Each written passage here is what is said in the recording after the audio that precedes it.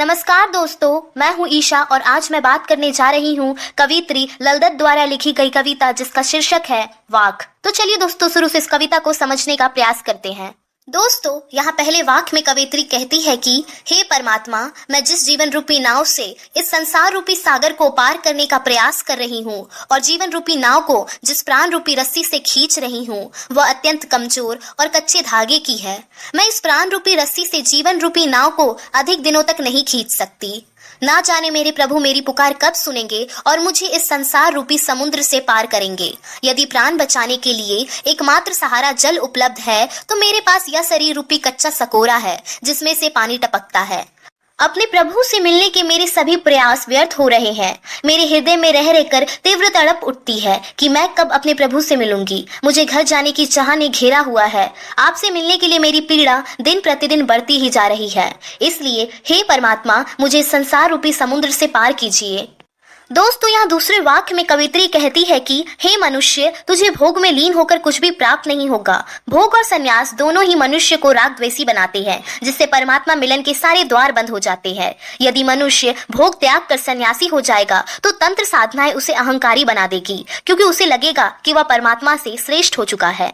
कवियत्री आगे कहती है कि भोग और संन्यास के बीच एक मार्ग और है जो इंद्रियों को नियंत्रित रखने से प्राप्त होता है, और यह मार्ग है समानता का।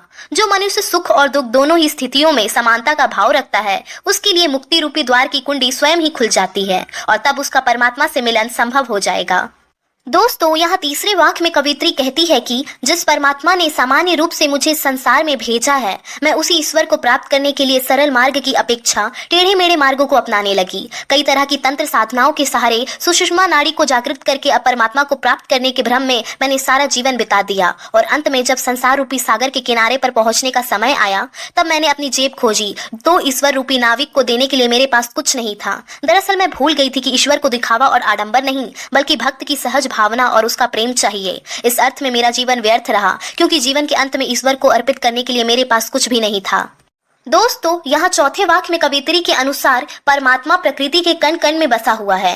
ईश्वर मनुष्य में जीवन के रूप में उपस्थित है, लेकिन अलग अलग धार्मिक मान्यताएं हिंदू मुसलमान की ईश्वर में अंतर करती है। कवियत्री आगे कहती है कि हे हिंदू, हे मुसलमान, तुम इस हर तरफ फैले हुए तत्व में अंतर मत करो। यदि तुम्हें वास्तव में सच्चा ज्ञान प्राप्त हो गया है तो स्वयं को पहचानो, क्योंकि तुम में ही ईश्वर बसता है। तुम स्वयं में ही ईश्वर को खोजोगे तो वे अवश्य मिलेंगे, क्योंकि ईश्वर चेतन रूप में हमारे अंदर ही है।